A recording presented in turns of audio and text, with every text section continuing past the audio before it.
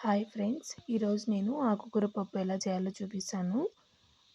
మనం పప్పు క్వాంటిటీని బట్టి కందిబ్యాళ్ళు తీసుకోవాలండి. నేను ఒక గ్లాస్ కందిబ్యాళ్ళు తీసుకున్నాను. 4 తెల్లవాయి రెబ్బలు, కొద్దిగా చింతపండు, పచ్చిమిర్చి క్లీన్ చేసుకొని వేసుకోవాలి. మేము కొద్దిగా కారం ఎక్కువే వేసుకుంటామని నేను కొద్దిగా ఎక్కువ వేసుకున్నాను.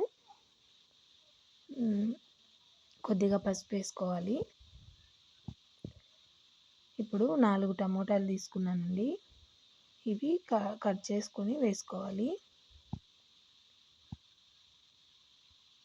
ఇప్పుడు మెంతి కూర ఒక కట్ట, చుక్క కూర ఒక కట్ట క్లీన్ చేసుకొని బాగా వేసుకోవాలి. ఇప్పుడు ఇవన్నీ మునిగే అన్ని వాటర్ వేసుకోవాలి. మునిగే అన్ని వాటర్ వేసుకున్నాను. ఇప్పుడు కొద్దిగా ఆయిల్ వేస్తున్నాను పొంగకుండా.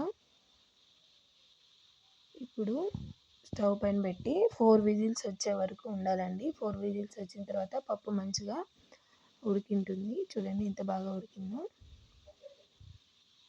ఇప్పుడు పప్పు ఉడికింది కదా, ఇందులో ఉన్న వాటర్ని పక్కకు తీసుకోవాలి. ఇప్పుడు తగినంత సాల్ట్ వేసుకొని పప్పు గుత్తితో పప్పు మొత్తం మెత్తగా అదుముకోవాలి.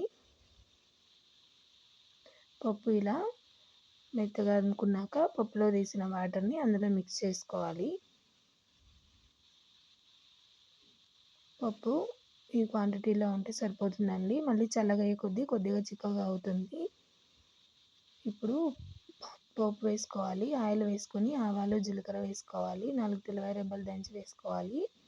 ఎండుమిరపకాయలు తుంచి వేసుకున్నాను. ఇవి వేగాక ఫైనల్గా కరివేపాకు వేసుకోండి. ఈ పప్పుని ఇప్పుడు పప్పులో వేసుకుంటే మన ఆకుకూర పప్పు రెడీ అయిపోయినట్టే.